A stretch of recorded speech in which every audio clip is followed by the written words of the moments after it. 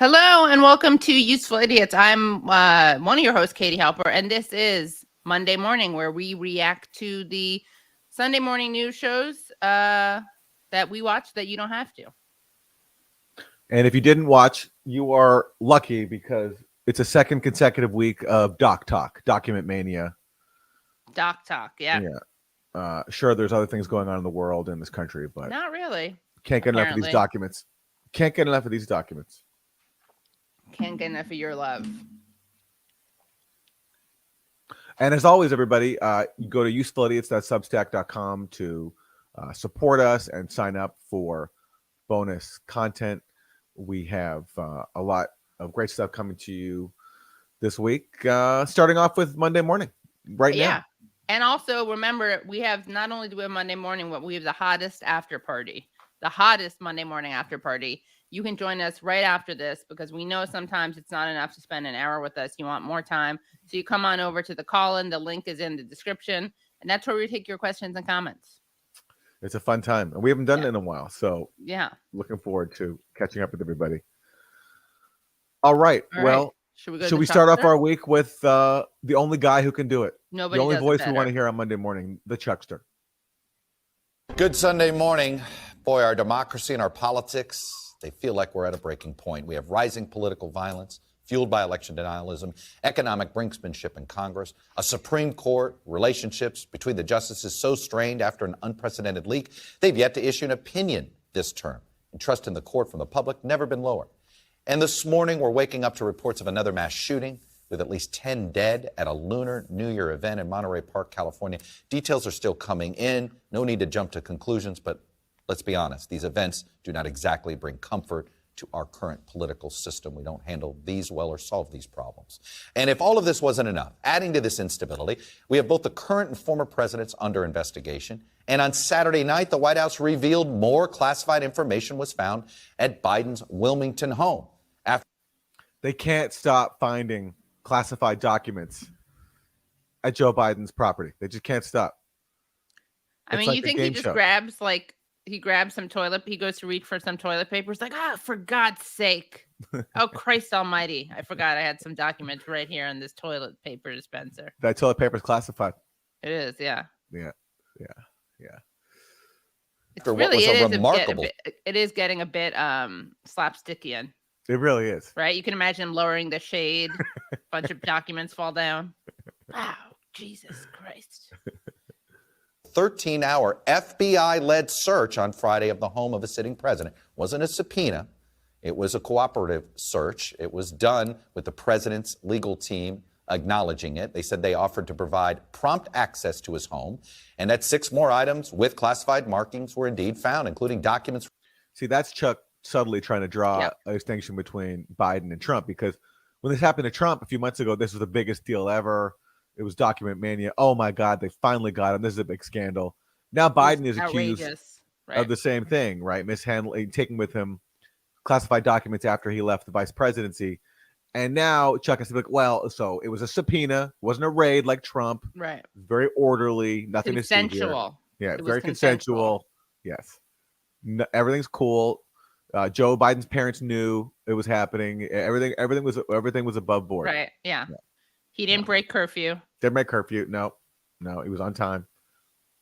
From Biden's time as a senator as well as vice president.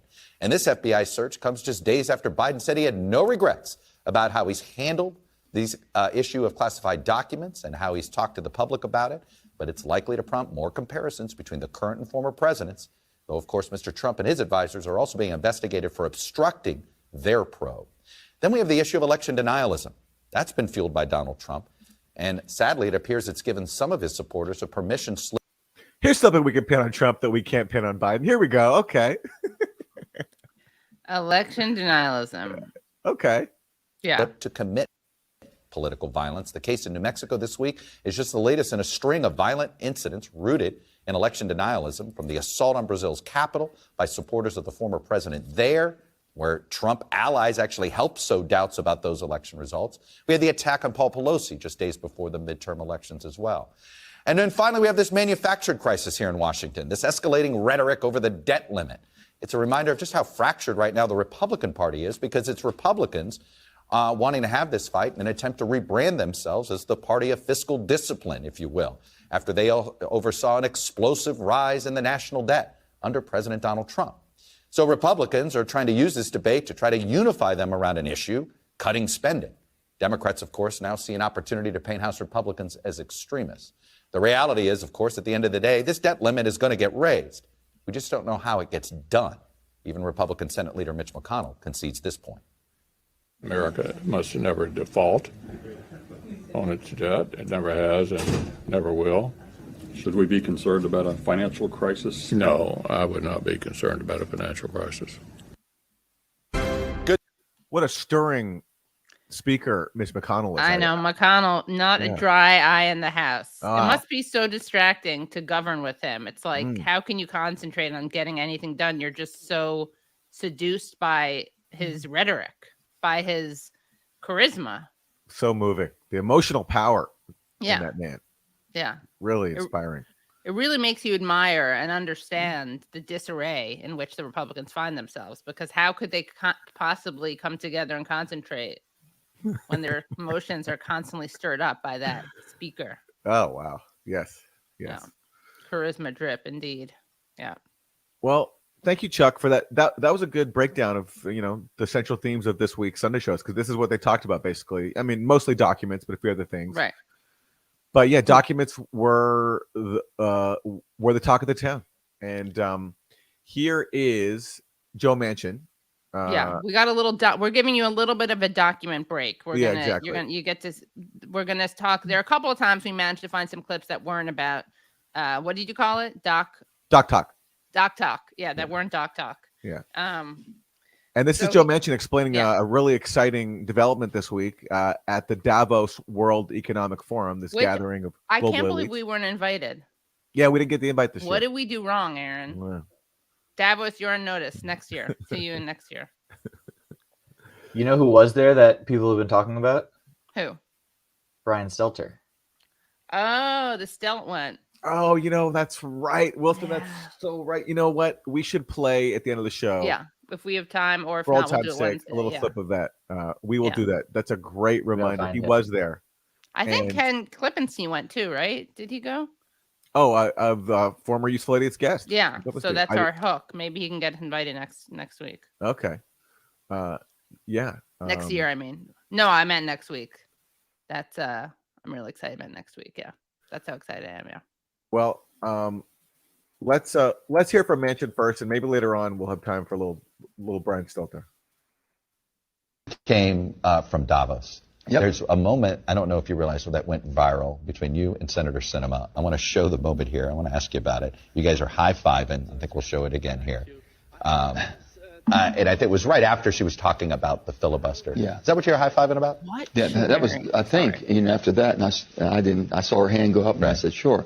Because here, All right. First of all, that's like throwing her under the bus a little bit, or pretending while hiding behind being old. I think he's like, yeah, I saw her hand go up. I said, sure, fine, here.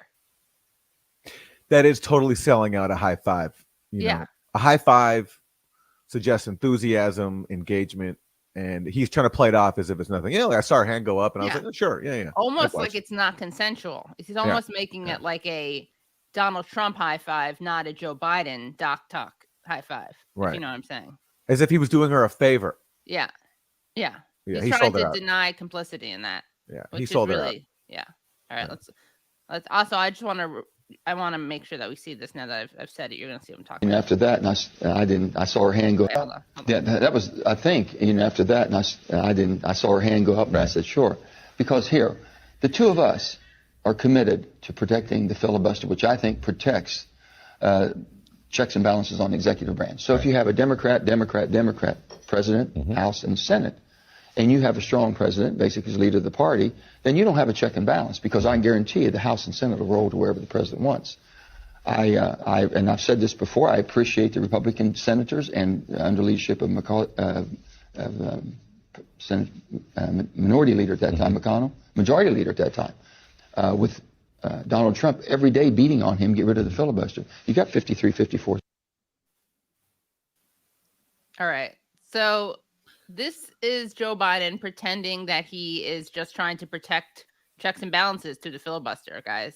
Manchin, yeah. Man, what did I say? Biden. Sorry, I always No, confuse I mean, same them thing. because I mean, who is the real president? it's true. Sometimes we have to wonder. Yeah, but I thought this was a great, like a real try, a real reach. He's basically saying like, this is how we have checks and balances. That's right. Through the filibuster, which is Yeah. absurd because the other two branches are already a check on the third. That's what checks and balances is. Absolutely. He wants to be able to obstruct democracy to protect his donors, and so Right. that's the check and balance he needs. Right. Yeah. It's really, it's so funny because it's like it's not actually saying what the Constitution said. It's not actually what the checks and balances is supposed to be like, but he's trying to dress it up as if it is. He's trying to make it seem like he's being traditional. Right. But yeah, it's ridiculous. Well, we have more Manchin. Right, yeah. So yeah, here he is talking about, well, what are his future prospects, and will he take his check and balance to even a higher level in 2024? Run for office in 2024. You going to run as a Democrat? Chuck, I haven't made a decision what I'm going to do in 2024. I've got 2 years ahead of me now to do the best I can for the state and for my country. What's on the table? Is re-election on the table? Everything's on the table. Is running for governor on the table or no? No, I've done that. That you've ruled out. I've done that. Yeah. So everything on the table, there's basically only one other thing, the presidency. Is that something you would do outside the Democratic Party? The only thing I can tell you is what I will do is whatever I can when I make my decision, what I think is the best that I can support and represent the people of West Virginia, but also be true to this country and the Constitution of this country. That sounds like somebody that's looking for a way into national politics. Well, you know, every senator's on a national. I understand that, but you know where I'm going. I know where you're going, and the bottom line is you're not telling me no. I'm telling you that I'm going to do everything I can to make sure that when I make my decision. You're not telling me no. I mean, there's a lot of sexual tension there. A lot, yeah. You're not telling me no. He's like, I know what you mean. Everyone's national. This seems like a thing with cable news hosts where they feel compelled to ask everyone if they're running for president, and to get them to commit to doing it. It gives them, I don't know, maybe it makes the day brighter. They want the commitment. Yeah, they want to put a ring on it. Mm-hmm. Mm-hmm. Basically, that's why it's so flirtatious. Yeah. All right. Well, thank you, Joe Manchin. Enlightening as always. But let's get to the real issue of the week, which is Doc Talk. Everybody, Doc, yeah. Doc Talk. There's no there there. Those were the president's words this week when he was asked about the classified documents found over the last few months at his Delaware residence and a private office in Washington, D.C. But this morning, it turns out there is even more there than first thought. Federal investigators from the Department of Justice seized more than half a dozen items from the president's Wilmington home on Friday, including some documents marked classified after an extensive but consensual. Isn't it always helpful to see politicians' homes? Yeah, it is. Yeah. You know, these are public servants, but they're not living like your typical public servant. No, Scrappy Joe, Scrappy Amtrak Joe doesn't live a scrappy Amtrak lifestyle. No. 13-hour search of the property. The president's personal lawyer disclosed the information last night, saying some of the records were from Biden's time as senator and some from when he was vice president. The search of a sitting president's home dramatically escalates the political fallout, if not the legal problems, after the White House consistently tried to downplay the significance all week. That is a nice water view, by the way. I'm sure. I just want to go back to the house. Yeah. It's a great view from which to sit and peruse some classified documents. Yeah, exactly. Yeah. What do you think? You think he puts down a drink? God damn it! I thought it was a coaster. For the love of Jesus, I don't know why I imagine him saying these very kind of Irish American phrases. That's what I have. That's the script in my head. Well, fair enough. I mean, fair enough. He himself likes doing that, so he does. Right. Yeah. Right. Yeah. Oh, this is some malarkey. Jill. Yeah, it's pretty funny. It's just funny. Yeah.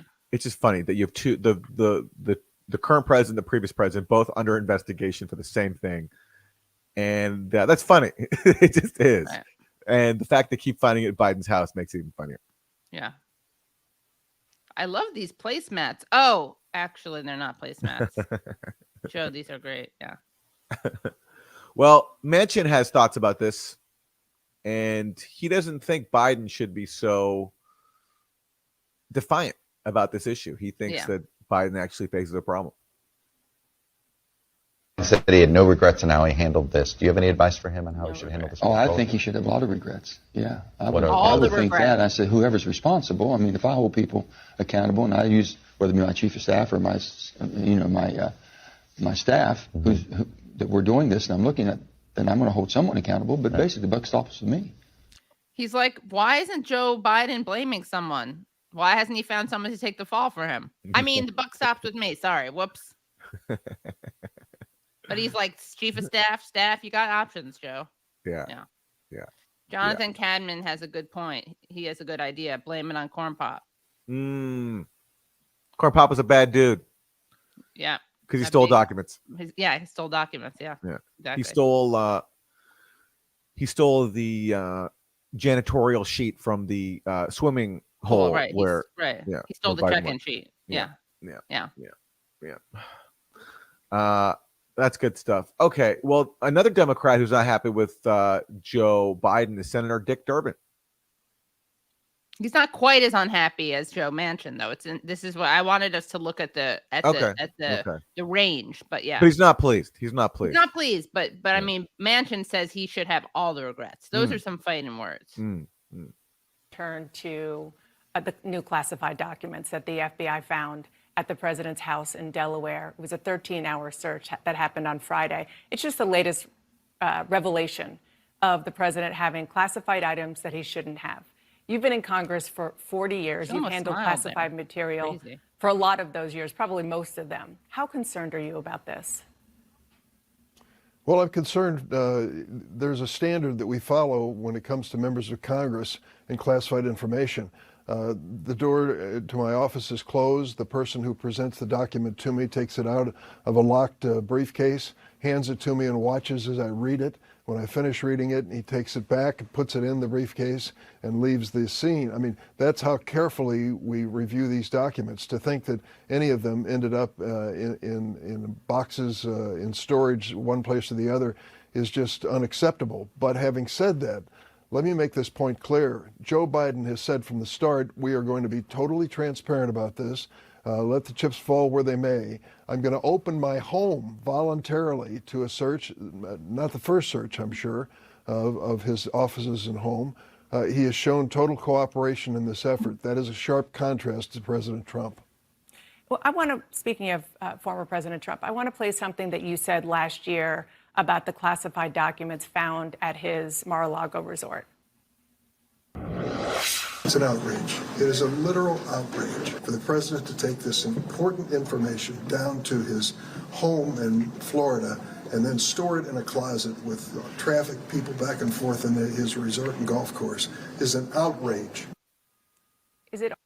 See, this is funny. And, you know, back when this was happening, we made a lot of fun of this, that there was so much made of Trump taking classified documents. And now, look, it is coming back to bite them, because how do they square the fact that Biden is accused of doing the same thing? And they try. Yeah, let's see what they have to say. Also an outrage for the current president to have what appears to be multiple classified documents in multiple locations?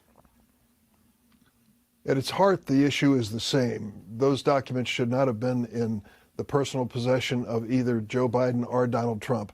But what happened and followed from it is significantly different.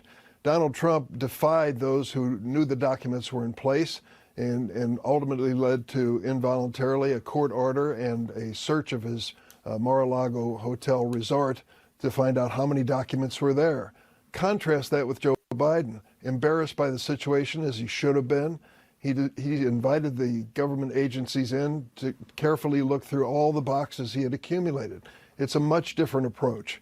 It is outrageous that either occurred. but the reaction by the former president and the current president could not be in sharper contrast. They are very. Oh, that's cool. So he says they're both outrageous, but only one is an outrage. Right. She kind of pushed him into saying it was outrageous just because she had him on video saying it. Yeah. Yeah. But he still wants to make sure he's distinguishing. But an outrage is slightly different than outrageous. I think he's drawing a distinction. He's saying, yeah, okay, they're both outrageous, but only one is I'm only outraged by one thing. But both are outrageous. I mean, Aaron, it's a distinction that is beyond our understanding.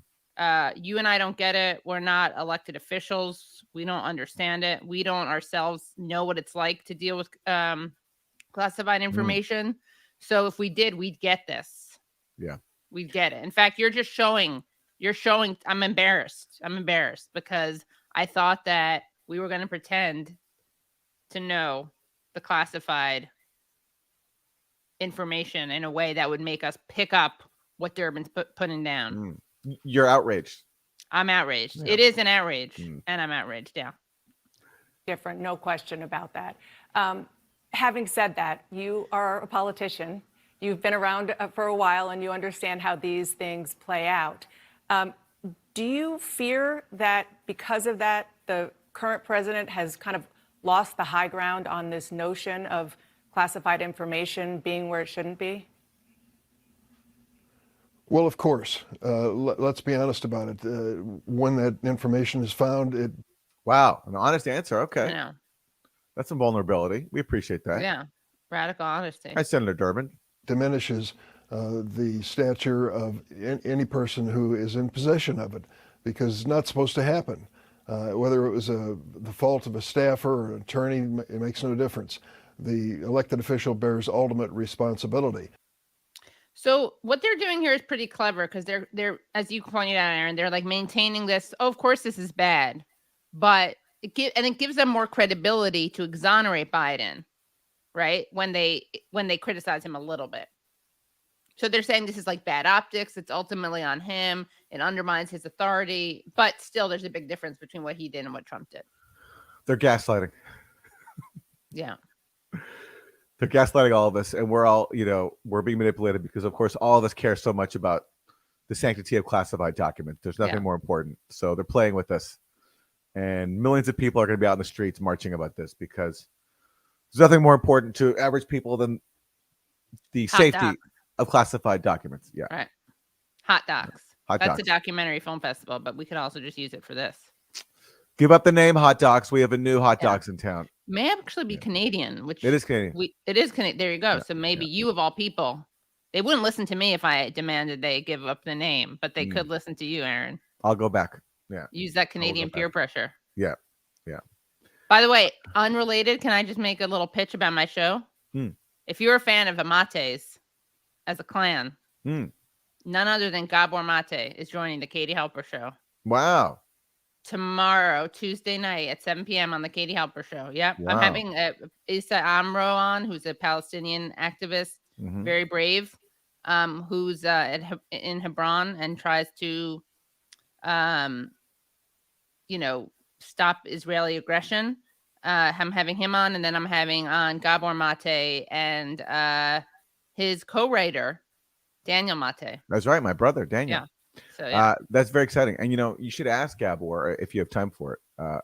He was in Palestine last year for a little bit. I will. And had a very powerful experience. So, Yeah, I will ask him. I had him when I interviewed him around 2 years ago, I think now, or a year ago.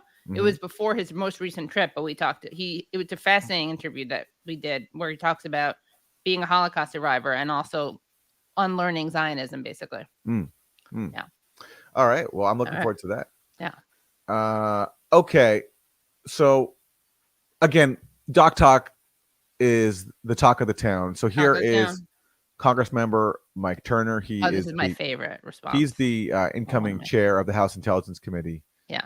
And he's not happy with Joe Biden. Really unhappy. Yeah. Clearly, he's become a serial classified document hoarder. Why did he have these? Who did he show them to? I mean, the only reason you can think of as to why anyone would. You got a problem, Joe. You're a serial classified know. document hoarder. Okay, we need to have intervention. The I family. know we're gonna do a show about it. We need to sit Joe Biden down and say, Joe, we need to confront you. You're a serial classified document hoarder. Hoarder, yeah. You got documents coming out of the closet, out of the cabinets. They're everywhere. They're everywhere. We can't walk through the house. We can't even walk through the house, right? Yeah. You say that you need to keep these, but you don't even know where they are. No.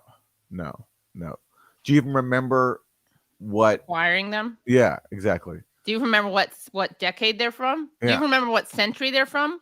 They are old, because they date back to even not just when he was vice president, but even when he was senator.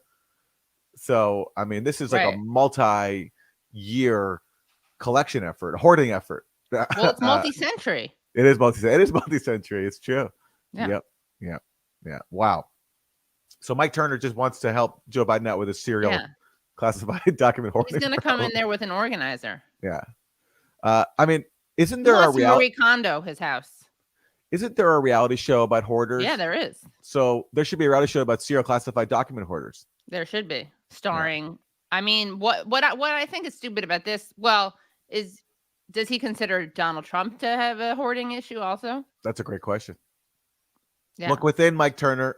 If you're going to accuse someone else of doing that, you have to, apply to your own party too. Yeah, exactly. Yeah. I just thought that was a very bold thing to say. He's going from he broke the law potentially to he has a problem. He has an addiction issue. Yeah. He has an addiction issue. Yeah. Is there a recovery program for this? I mean, we need to get treatment for Joe. We do. Forget a subpoena. We need to get treatment. Well, this is exactly the kind of treatment that you and I believe in. That's, we believe in giving people help, support when they have addiction issues, not locking them up. Joe Biden, sadly, didn't believe in this. I mean, maybe some of those documents are plans of his crime bill. Maybe those are some of the classified documents. Be interesting to look at those. And if he's been caught more than 3 times, so 3 strikes and you're out. So sorry, Joe. Exactly. Yeah. Yeah. No compassion for you, Joe. No compassion for you. Yeah. Straight to prison. Straight to prison. Yeah. All right, let's hear what else. Let's listen to that again because it's so funny. Yeah, it is really good. Clearly he's become a serial classified document hoarder. Why did he have these? Who did he show them to? I mean, the only reason you can think of as to why anyone would take classified documents out of a classified space and home is to show them to somebody. Who did he show them to? Other hoarders, maybe? Is there a hoarder Other hoarders, club? right? Yeah. Maybe he was Do holding hoarders get them together. Yeah. Yep. This is going to be crucial, I think, to the special counsel's investigation. Is why did the president have these documents? Who did he show them to him? And is it connected to the Biden family businesses? Well, the differences, of course, too. I want to talk about the Biden situation, but just to clarify, when you reference President Trump, there were 300 classified documents. There was a warrant. There was refusal to comply in terms of handing things over. And the White House and the president's lawyer are pointing out that in the case of Biden, he granted permission, and this was consensual for the DOJ to come in and search. Does the fact that the Justice Would a serial classified document hoarder offer a consensual search? Yeah, I don't exactly. think so. That shows he's handled his addiction. Mm-hmm. Well, the first part to fighting an addiction or problem is acknowledging the problem. Exactly. So Biden's way further on course. Yeah. He's letting the authorities into his home. Yeah, his recovery is a lot farther along than Trump's. Yeah, Trump's. Yeah. No, but I mean, Mike Turner has a problem because he's not even acknowledging Trump's hoarder addiction. He's in denial. Problem. He's in denial. Yeah. Come clean, Mike Turner. He's an enabler. He's a hoarding enabler, actually. A hoarding enabler. That could be a whole other reality show, but the hoarding enablers. Yeah, that's a problem too. Justice Department conducted the search signify anything more to you? And do you have any insight into the sensitivity of the documents? Sure, absolutely. I think this looks more like a cover-up than an investigation. Wow, he went there. I mean, I think what this is an investigation into, I think he's doing a cover-up. He's covering up Trump's hoarding addiction. He won't even go there. He won't. We need a Hoarders Anonymous. Yeah. Acronym of HA. HA. And we need it for a lot of people, for both the most recent presidents and Hillary Clinton too. She had an issue with classified material. A lot of people in this hoarding club. Yeah, this is a silent killer. This is an epidemic. It's an epidemic. Yeah. It's an epidemic. Well, that was a lot of fun. I'm Here, gonna have to ask Gabor about this. You know, he talks oh a lot yeah, about just addiction, devote your shame. show to this. Devote Yeah. your show to this tomorrow. Yeah, Yeah, it'll be an intervention. um,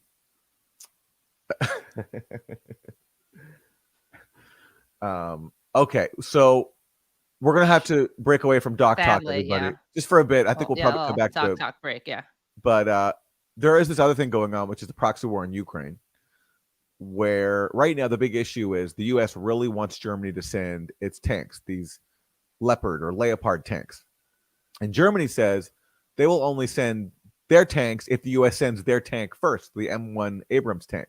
But the U.S. for some reason doesn't want to do that. The U.S. says that the M1 Abrams is too cumbersome. It's too complicated. So there's this standoff, and everybody's really mad at Germany for not committing to sending their tanks first. So here's Michael McCall, the incoming chair of the House Foreign Affairs Committee, talking about this. And he really wants to see some tanks sent to Ukraine. He's tank hungry. He's tank hungry. Bring in the new chair of the House Foreign Affairs Committee, Congressman Michael McCall. Good to see you this morning, Thanks, Mr. Martha. Chairman. You heard what Senator Kuhn said about the Abrams. You have urged Germany to allow those Leopard 2 tanks to be released into Ukraine. But what about Abrams tanks, the U.S. tanks? Do you believe those should be sent, as President Zelensky said he so desperately needs? Well, you know, I do. The Wall Street Journal had an editorial that said we're giving them just enough to bleed through months without a chance of victory. That's the problem here. They need the tanks. You hear that? See, that is something that a critic of the proxy war would point out, which is what the U.S. strategy has been doing is basically just to keep the war going. And what McCall leaves out is that privately the U.S. doesn't think that Ukraine can win, but they've still committed to giving Ukraine just enough weapons they need to bleed, in McCall's words, to keep the war going. So he's actually acknowledging what the U.S. strategy is here. Right. His response, though, is not, okay, let's have negotiations and try to end this thing. No. His response is, let's send in even more weapons. So they can defeat Russia. Yes, they can defeat. But the reason the U.S. doesn't want to do that is because they're keeping weapons at a level where they feel it won't risk a direct confrontation between Russia and NATO. So as long as Russia is just fighting Ukraine, the U.S. is fine with it. But they don't want to send in, they don't want to escalate to a point where Russia and NATO might fight directly. And so that's the spectrum right now. We have the White House saying we're going to keep the fighting in Ukraine, and people like McCall saying, no, let's send in more weapons and risk World War III. Nobody is calling for negotiations, but at least in the process, he's acknowledging that right now the current strategy is basically just bleeding Ukrainians, as Lindsey Graham put it, fighting Russia to the last person. Right. That's what U.S. military assistance is ensuring right now. So he just acknowledged that, and let's just hear it one more time because I think it's a very telling admission.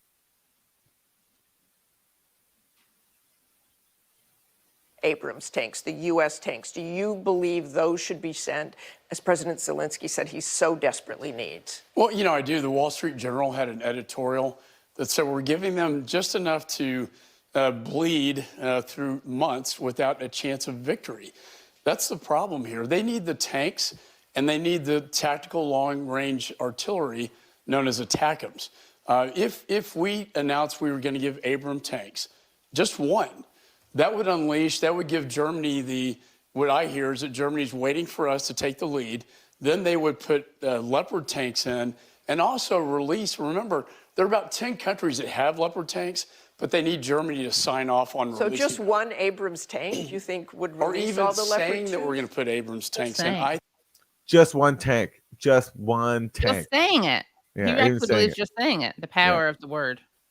It is weird. I mean, you have to wonder, why won't the U.S. commit just one tank? So they say that the Abrams is too complicated for Ukraine. It requires jet fuel.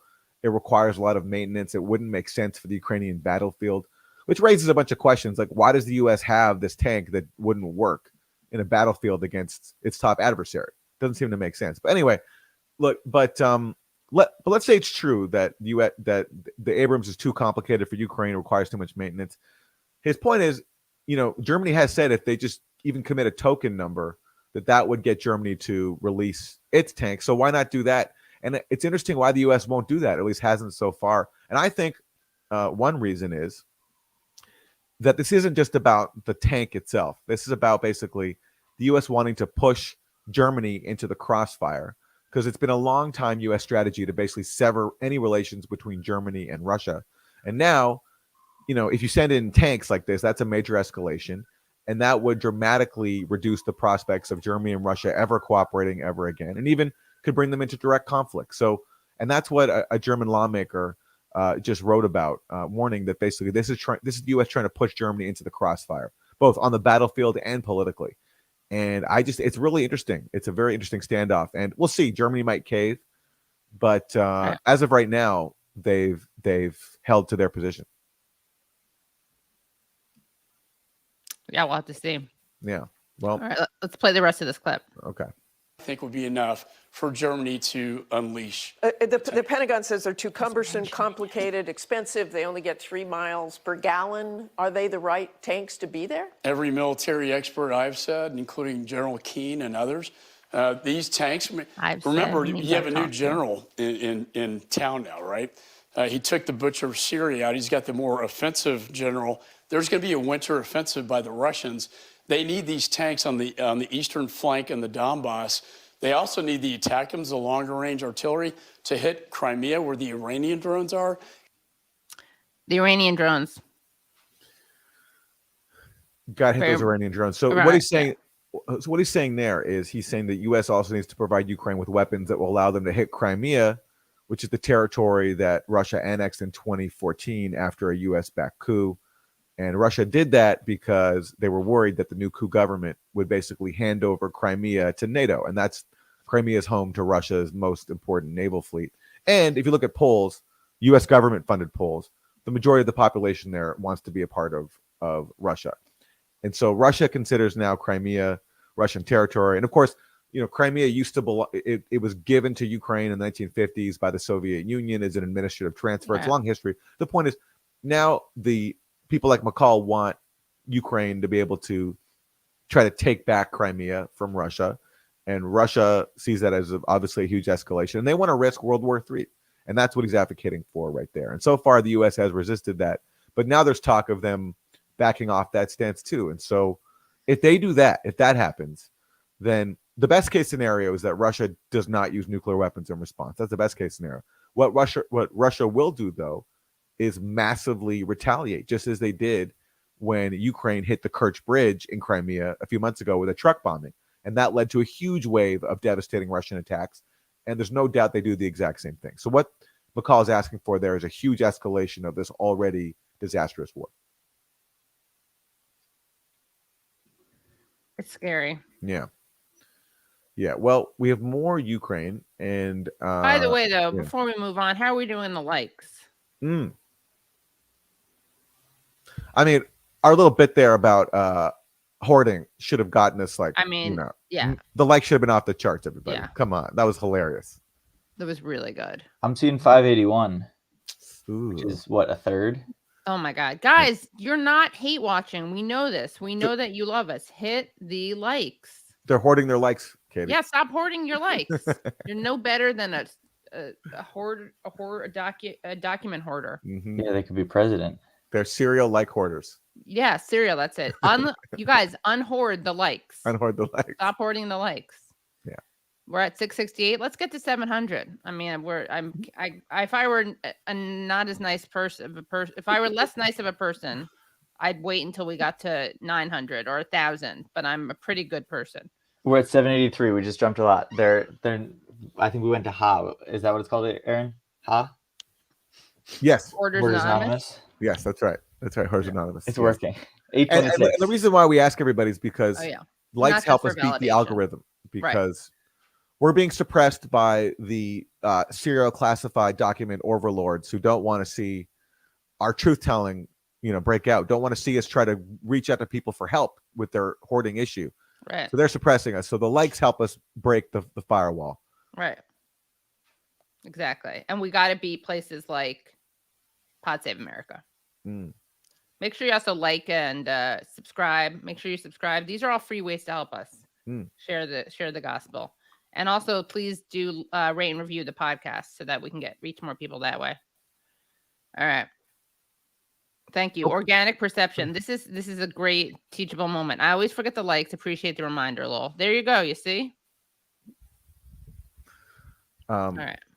All right. So Chris Coons, senator from Delaware, he was interviewed about Ukraine as well, and Tank Talk. We've had Doc Talk. Now we're on Tank Talk. Tank Talk, yeah.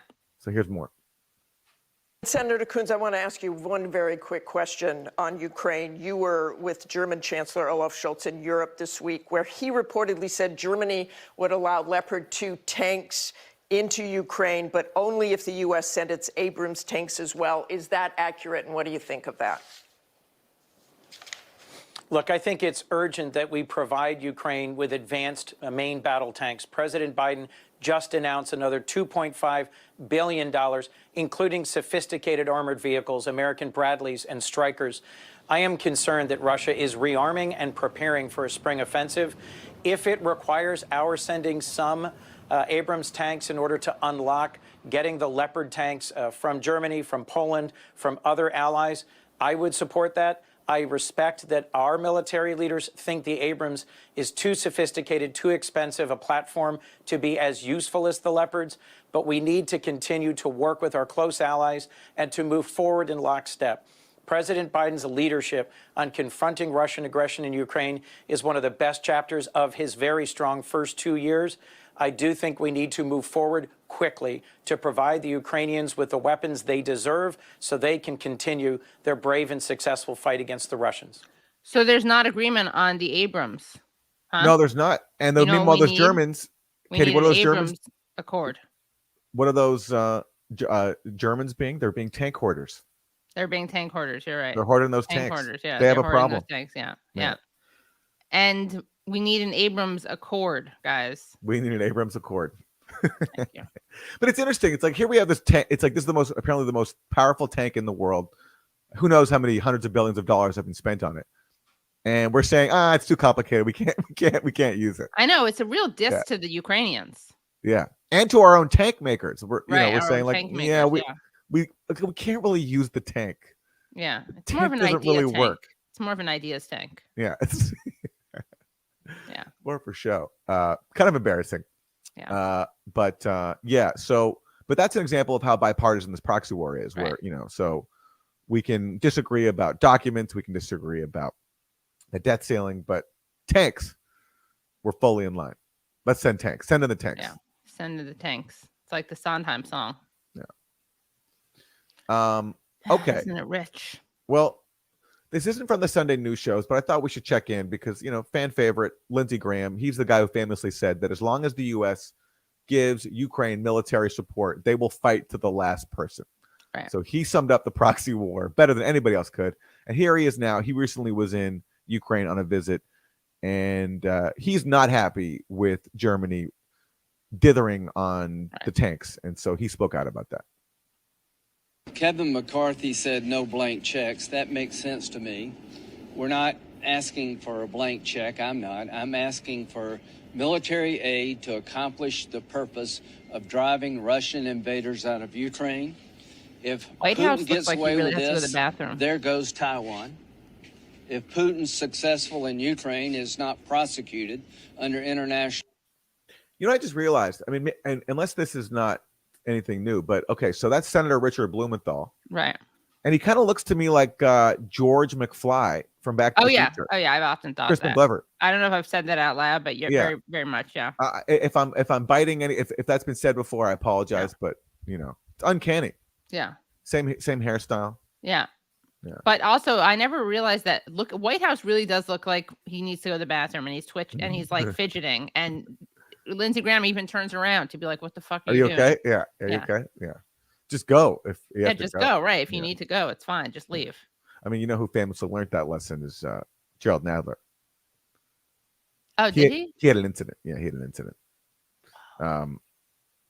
This is unless I'm wrong, I'm pretty sure he had an incident like during a news conference like this. Yeah. Huh. Yeah. Anyway, Google that, everybody. All right, and enjoy it. Yeah.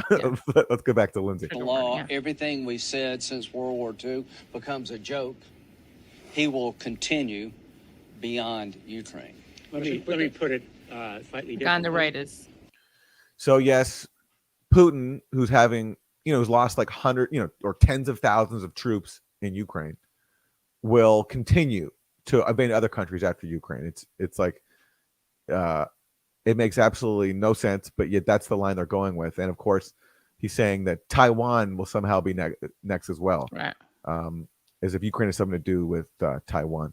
Anyway, that's an example of how this is not about defending Ukraine. This is about a geostrategic goal toward Russia, which is just to basically bleed it. And as Lindsey Graham has openly advocated for, see regime change in Russia. That's what he wants. Right.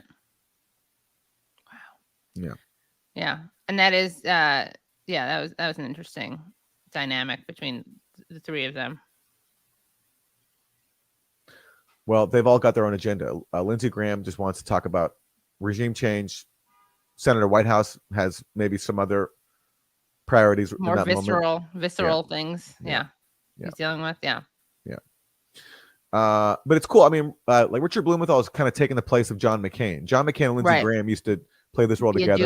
A good they duo, went to Ukraine back in 2014 and encouraged a coup. And then when the war broke out, they went there and said, Russia has to pay a price and we're going to get more weapons for you. And so now it's Richard Blumenthal playing that role for John McCain, who's no longer with us. And they're a great team. And it's an even better team because now it's bipartisan. Bipartisan, exactly. Yeah. Exactly. So it's the new cast is an improvement. No, R.I.P. John McCain, but you've been replaced with a more effective actor. Okay, back to Congressmember Mike Turner, the Republican chair of the House Intelligence Committee. He wants to see some bipartisan cooperation in Washington. He thinks it's possible. It is actually possible in this bipartisan, bicameral situation. What can you actually get legislation? I mean, depending on what the president's willing to do, I think it's unlimited, right? We have really tough issues right now. We have out of control inflation. We have an open border and record people crossing our border. What about gun control? We have the issue of Russia and certainly in Ukraine and certainly China. I think we're going to have a number of issues that we're going to have to deal with. We don't agree on, domestic issues, but we can all agree on fueling nuclear war against not just Russia, but also China as well. Why not? Let's come together on that. That is what they'll definitely come together on. Yeah. Very inspiring message. Yeah. I'm just excited. I want to hear more from this guy. I want to diagnose more people, more people's disorders. Where are the hoarders? Where are the hoarders? Yeah. Where are the hoarders? Yeah. Well, here's more from Turner. He was asked about another big issue for the Sunday News shows, which is election denial. Yeah. Also want to ask you speaking of having a problem, what leadership looks like with Republicans in charge. So you were also on House Oversight. Correct.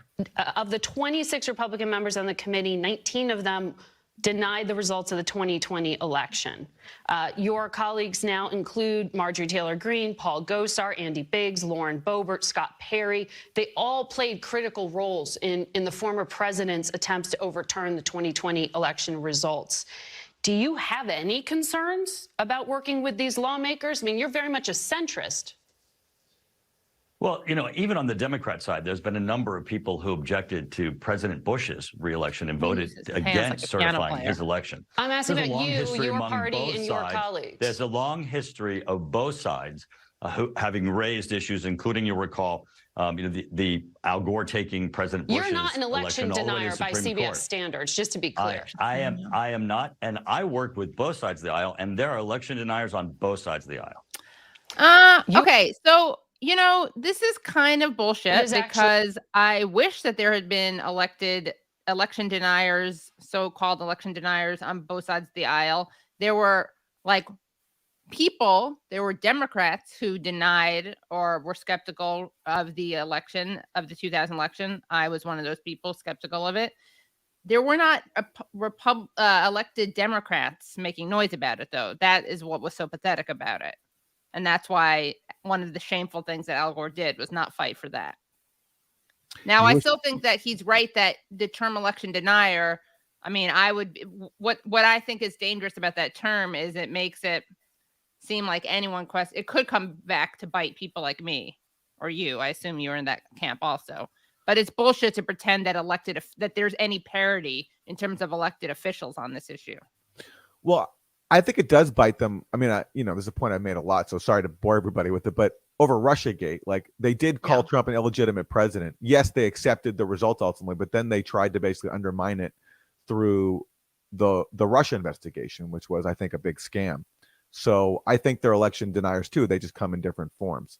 Yeah, that's a fairer argument. But he's trying to do the 2000 election argument. And you wish I wish. You wish they would. Yeah. I fair wish enough. they had. Exactly. Fair enough. Yeah. Fair enough. Fair enough. All right. Well, let's get back to the documents. And that's what everyone wants. Everyone wants more talk. So back to Michael McCall, and he compared. Oh, don't even tell them. Let's let him. Well, he has a historical precedent for this scandal. Yeah, for this. Yeah, I think you can all tell what it's going to be. Yeah, it's great.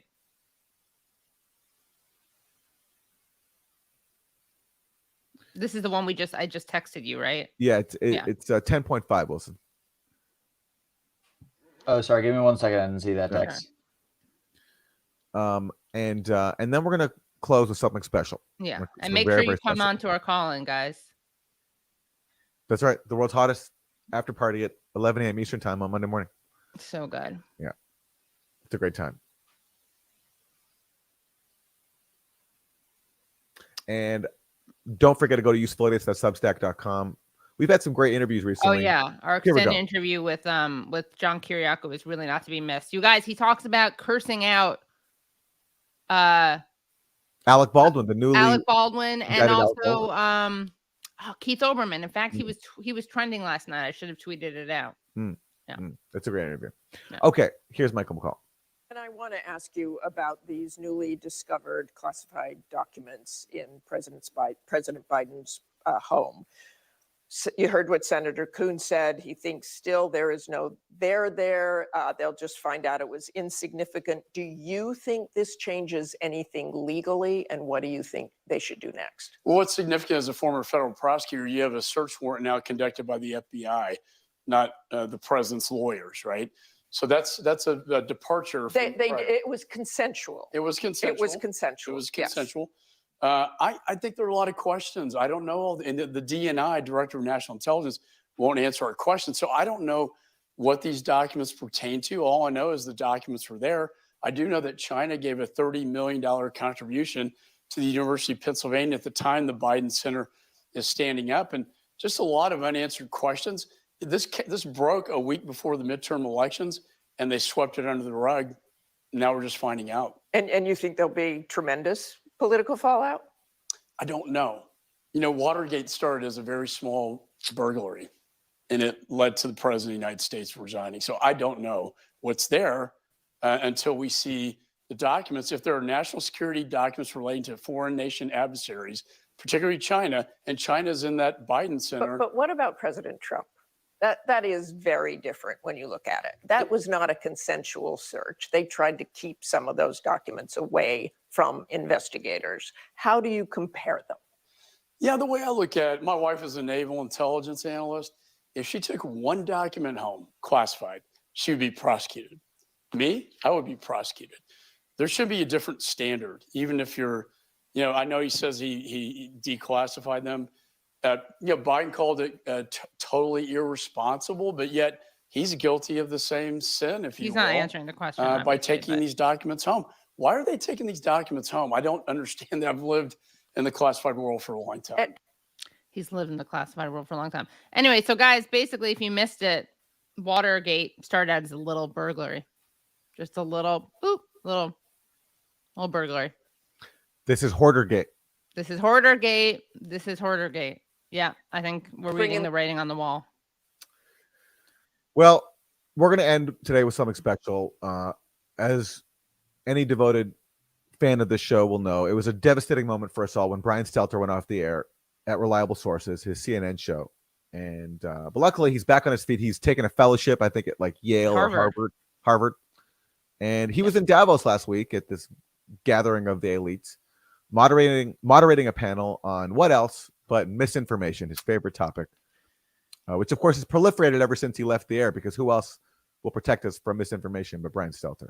So we're going to play a couple of clips of that, just, because Brian Stelter should be on the Sunday news shows. It's a shame he was robbed of that show. So if they want to have him on there, we're going to put him back in their ranks here on Useful Idiots Monday morning. So let's hear a little bit from Brian Stelter, moderating a panel on misinformation.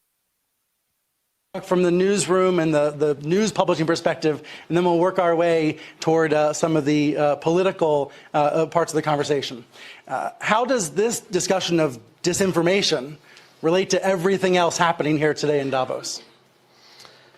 Well, first, that's a broad question. Yeah, really. Yeah. How does this relate to all this, all of this, Yeah. everything, all of it? God, how do you answer that? It's a curveball. Yeah. thanks for having me as part of this conversation. As you can imagine, Nice this is stall. something I really care deeply about. Oh, he cares deeply about disinformation. This is a guy with the New York Times. His name is Sulzberger. That's his last name. Oh, they own this Times. Oh, there we go. That's Arthur Sulzberger of the Sulzberger family. Yes. Yeah. Junior. I think he's junior. Yeah. Okay. So Oligarch Jr. has some thoughts about disinformation. So I think if you look at this question of disinformation, I think it maps basically to every other major challenge that we are grappling with as a society, and particularly the most existential among them.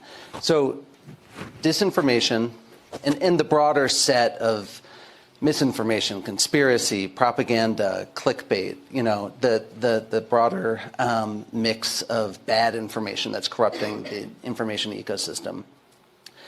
What it attacks is trust. And once you see trust decline, what you then see is societies start to fracture. And so you see people fracture along tribal lines, and that immediately undermines pluralism. You know what? Like, what's so awkward about this disinformation talk is that the biggest purveyors of the problem they're talking about are the ones constantly talking about the problem as if someone else is doing it. It would be as if like, I don't know, like oil companies were the ones leading the climate change fight. Exactly, right. Like there's no bigger spreader of disinformation than you, like the New York Times and all the other establishment outlets. But yet they're constantly speaking about it as if it's a problem that someone else is causing and that they're the answer to it. There's really nothing else like it. At least like with climate change, oil companies don't pretend to be the people fighting. They do sometimes, but they don't, but only like here and there. And they're not taking the lead. Seriously. Yeah. They're not taking the lead. Right. Yeah. And, the undermining of pluralism is probably the most dangerous thing that can happen to a democracy. So I think if you're spending this week thinking about the health of democracies and democratic erosion, I think it's really. If you're spending this week at this gathering of rich oligarchs thinking about the health of democracy, don't look at the fact that it's a gathering of rich oligarchs who control the decisions of the world with no accountability. Don't think about that. Right. You're going to want to look away from that. Yeah. Important to work your way back up to where this starts. Which is where? What does that mean? That was the most like platitude-full, meaningless, absolutely content-free response. Yeah. All you have to do is throw around some words: trust, integrity, erode. It's all connected. What else? Yeah, it's all connected. Yeah. You got to go back. Yeah. Wow. Man. Okay. We have time for one more Stelter clip, I think. All right, because we love you guys. Yeah. And if you haven't liked, you better like. A clear, verifiable fact and a clear, verifiable lie. There's so much in between. And so that's why you're saying the rules have to be set up in a way not to be abused. Yes. Congressman, should we learn in the U.S. something from the structures that the Europeans have adopted? Well, Congressman, should we erode free speech further? What do you think, man? What do you Look think? at Moulton. Look at that face. It's a great expression. Look, I think in general, the U.S. has a lot to learn in terms of data regulation, internet regulation. I mean, you're way ahead of us in that regard. But we believe very strongly in free speech. I believe very strongly in free speech. And I think there is a healthy concern in the United States that the EU might be going a little too far. So I mean, I think you look at this from both perspectives. Yes, they're ahead of us, and they're doing some smart things that I know when I use the internet in Europe, and I get all the warnings about cookies and whatnot, that actually makes me feel safer. That makes me feel better. And a lot of American consumers want that level of security on the internet for your own data privacy. Warn me about the cookies, please. Warn me about those cookies. Oh, I feel so safe. Yes. Feel so safe, yeah. see and You whatnot. know, because carbs are dangerous. But we also have a healthy concern that you know we're not going to be censored, and that's the world that we live in. I don't think anyone in America, well, I don't think lawmakers in America want to give up on the fundamental principle of free speech. Really? You don't think so? Not lawmakers, really? I beg to differ. Yeah, I'd really beg to differ. In fact, we didn't have time to watch this, but there's another Macaulay clip where he's basically suggesting doing some weird stuff on computers, but we'll get to that another time. Well, this has been a great show. We dealt with a serious problem, which is serial document hoarding. And we hope that was of help to the members. We just made history. Hoarders Anonymous. Yeah. If you we want made to run history. You guys are invisible no more. If you want to run this video at your HA meetings, we'll be open to discussing licensing arrangements. Yeah. We're not going to give it to you for free, but you know we'll be open to some sort of licensing deal. Yeah, we'll be the spokespeople, Katie, for Hoarders Anonymous. Yeah, we will be. Yeah. But only classified documents, like not for all hoarding. Just, no. Just classified document hoarding. We're niche. Yeah. All right, guys. Well, we'll see you right now on Colin.